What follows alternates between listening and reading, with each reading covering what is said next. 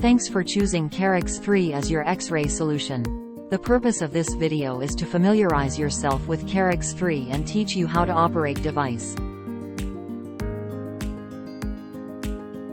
The grid in the upper right corner of the screen shows the battery level.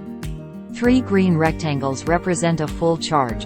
When there is only one rectangle left, you need to charge your device. When the red light turns green, charging is complete. Press and hold the switch button for 3 seconds and the machine will be turned on. Choose a mode and teeth position, and then get a suitable exposure time.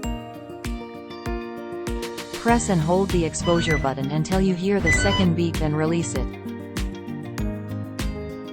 At the same time, the exposure status symbol on the screen will change. The device will automatically shut down if there is no operation within 3 minutes.